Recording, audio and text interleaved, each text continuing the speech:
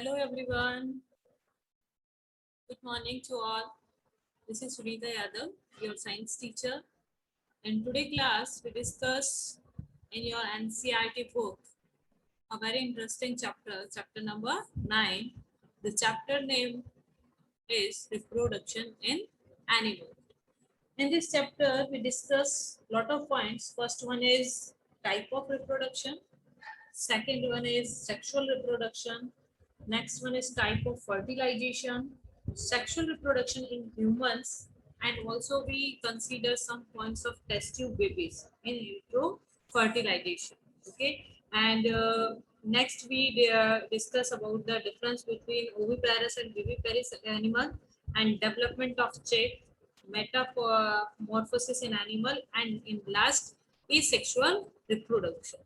Okay, now let's start chapter reproduction in animals. Okay. In class 6th, you discuss about all the reproduction type of asexual reproduction. Okay. So in class 6, you understand all the method, maybe binary fission, okay, fragmentation, budding. You all understood this method in a class 6th. Okay. And then you in class 7th, you discuss this point in reproduction in plants.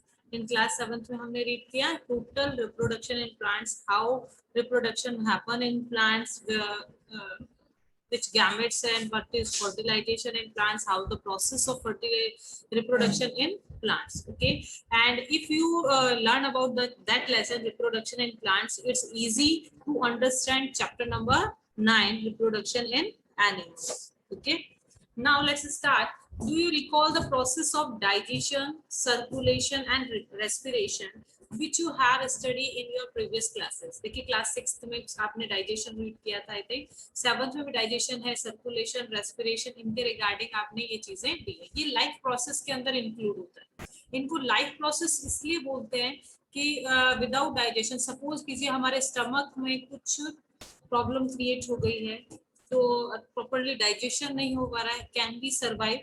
क्या हम survive कर पाएंगे? No, of course not, because without अगर हमारा food का digestion नहीं होगा तो हमारे पास क्या नहीं होगी? एनर्जी नहीं होगी, तो हम उस एनर्जी को यूज नहीं कर पाएंगे, लाइफ के जो डिफरेंट फंक्शंस है उनको नहीं कर पाएंगे, तो we can't survive more than 1 month if we get हमारा स्टमक जो है प्रॉपर्ली फंक्शन करना अगर खत्म कर दे. Circulation, what is circulation?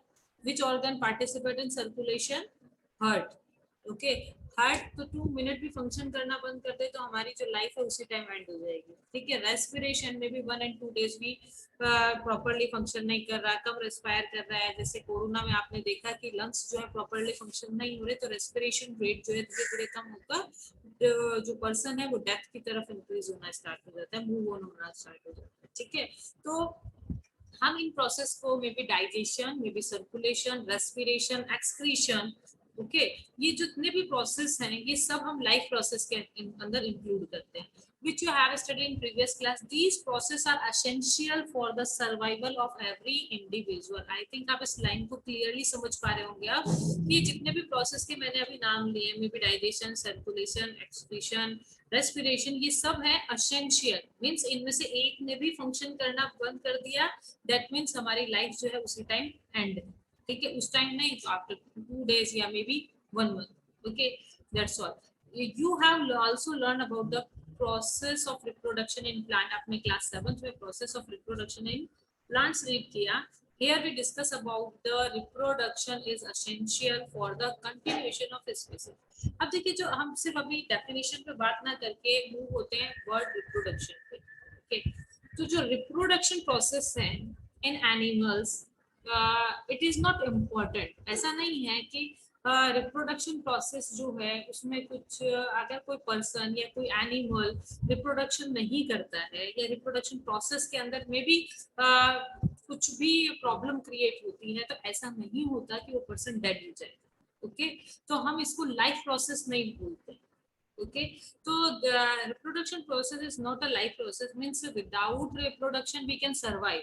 Okay, all animals can survive. तो why it is important for us, ये हमारे लिए इम्पोर्टेंट क्यों है? ठीक है. सबसे पहले हम एक डेफिनेशन है, एक स्मॉल डेफिनेशन है, उसको अंडरस्टूड करते हैं. हम यहाँ पर बार बार every organism lives for only certain period of time called the life span, क्योंकि कोई भी एनिमल ने अगर बर्थ लिया है इन द एंड डेथ होगी, ठीक है। तो बर्थ से डेथ तक के बीच का जो टाइम पीरियड है where we use the term life span, ठीक है। तो पूरी जो लाइफ स्पैन है उसको कंप्लीट करने के लिए reproduction is not essential, okay, reproduction essential नहीं है, ठीक है। विदाउट रिप्रोडक्शन भी जो लाइफ है वो सरवाइव होगी, उसमें कोई प्रॉब्लम नहीं आएगी। तो so why we do this process and why reproduction is essential? Here is answer. In this definition, reproduction is essential for the continuation of a species, ठीक है। अपनी स्पीसीज को कंटिन्यूएशन करने के लिए, कंटिन्यू बनाए रखने के लिए we do this process, okay. तो रिप्रोडक्शन प्रोसेस के थ्रू जो न्यू ऑफस्प्रिंग बर्थ करते हैं, एक टाइम पे जो एनिमल है उसको तो डेथ होना ही है आफ्टर 100 इयर्स, मे बी मान लीजिए 200 ईयर, 500 इयर्स आफ्टर दैट वो एनिमल तो क्या होगा, डेड होगा। तो वो अपनी स्पीसीज को मेंटेन करने के लिए रिप्रोडक्शन प्रोसेस जरूरी होता है। बट रेस्पिरेशन, डाइजेशन, सर्कुलेशन, ये जो है इनको हम बोलते हैं एसेंशियल प्रोसेस, ओके। तो विदाउट इनके तो हमारी लाइफ सरवाइव नहीं कर सकती, बट रिप्रोडक्शन के विदाउट लाइफ सरवाइव हो सकती है। तो why we do this process? Because continuation of species, देखो हर एनिमल अपनी स्पीसीज को कंटिन्यू करना चाहता है, ठीक है। स्पीसीज मीन्स जैसे ह्यूमन की एक स्पीसीज है, डॉग की स्पीसीज है, ओके। तो ये जो स्पीसीज हैं वो अपनी लाइफ को या अपनी स्पीसीज को कंटिन्यूशन करना चाहे, मतलब एक एक्सटेंड नहीं हो जाए उसके species, that's why we do this process, okay। Imagine what would have happened if organism had not reproduced, अगर ऐसा क्या होगा, any organism don't do reproduce, अगर कोई भी organism है, उनके जितने भी ऑर्गेनिज्म, मान लो 100 ऑफ ऑर्गेनिज्म है किसी भी स्पीसीज के, वो क्या करें, रिप्रोडक्शन को बंद कर दे, ठीक है, रिप्रोड्यूस नहीं करे, तो व्हाट विल हैपन, क्या होगा?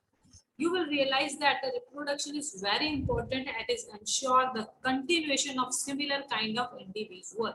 तो क्या होगा, सपोज करते हैं कि भाई मे बी टाइगर्स के अंदर या लोयन के अंदर जो रिप्रोडक्शन प्रोसेस है टोटली स्टॉप कर दे वो, तो क्या होगा, एक टाइम के बाद में जब उनका लाइफ स्पैन कंप्लीट होगा तो all the tigers are extinct, okay.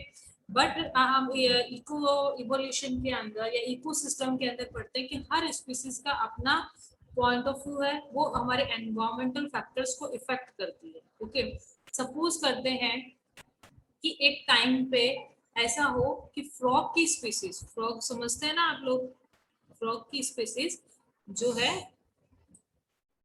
ठीक है, फ्रॉग की स्पीसीज जो है वो एक्सटेंड हो जाए, मतलब एक सिंगल फ्रॉग भी नहीं हो, तो फ्रॉग क्या ईट करता है बेटा, मॉस्किटोज, इंसेक्ट्स, है ना। तो मोस्ट ऑफ द जो फ्रॉग है वो क्या इनटेक करता है, इंसेक्ट्स। अगर सारे फ्रॉग एंड हो जाएंगे तो क्या होगा, इकोसिस्टम के अंदर इंसेक्ट्स ही इंसेक्ट्स हो जाएंगे, ठीक है। और उन इंसेक्ट्स के नंबर्स अचानक से इंक्रीज होने के कारण जो अदर एनिमल्स हैं या अदर जो स्पीसीज हैं उनमें डिजीज कॉज करेंगे, कुछ ना कुछ वो होगा, तो कोई ना कोई पैंडेमिक कॉज हो जाएगी, ओके। सेम इसी तरीके से फ्रॉग को कौन ईट करता है बेटा, मे बी स्नेक ईट करता है, तो स्नेक के फूड में फ्रॉग है, okay.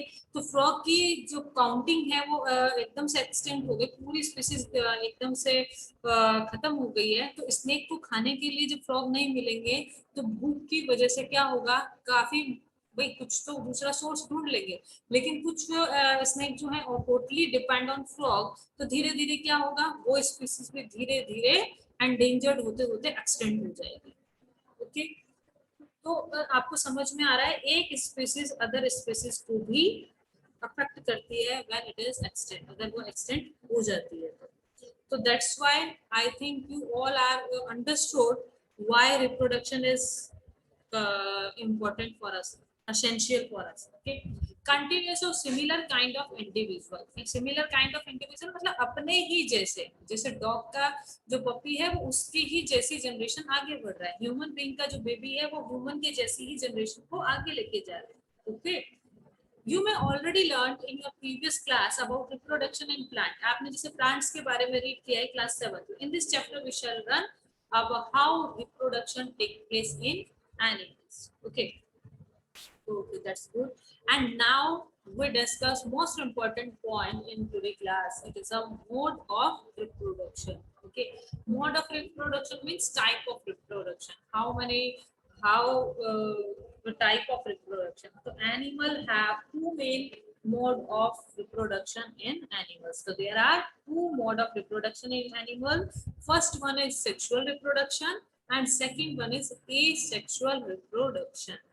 Okay, term is clear. Sexual reproduction and asexual reproduction.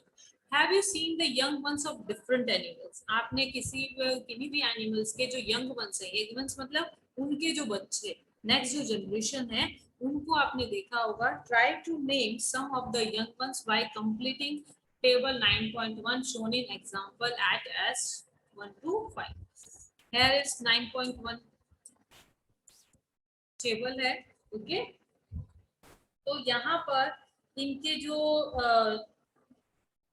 Babies हैं उनके नेम आपको मेंशन करने हैं. ओके, तो first one is human. Human का जो चाइल्ड या यंग वन होता है उसको हम क्या बोलते हैं बेटा? बेबी. Next cat. कैट के चाइल्ड को क्या बोलते हैं? कैट के यंग वन कौन होता है बेटा? Kitten. Double kitten. And dog. Dog का यंग वन कौन होगा बेटा? Puppy. And butterfly. I think you all are understood this one. आपने छोटी क्लासेस में ये सब पढ़ा है. बटरफ्लाई का यंग वन को क्या बोलते हैं? Butterfly. Caterpillar. Hen chick. Cow. Cow के चाइल्ड को क्या बोलते हैं बेटा अपन? काफ. And frog. फ्रॉग के थ्रेड. ओके, तो human, baby, cat, kitten, dog, puppy, butterfly, caterpillar, handshake, cow, calf, frog, and tadpole. I hope you all are seen all the things. आपने tadpole भी कभी देखा होगा, kitten, caterpillar, chick, calf, आपने सब चीजों को एक बार देखा होगा, है ना? तो अगर आपने ये चीजों को ऑब्जर्व किया हुआ है, then you understood next one.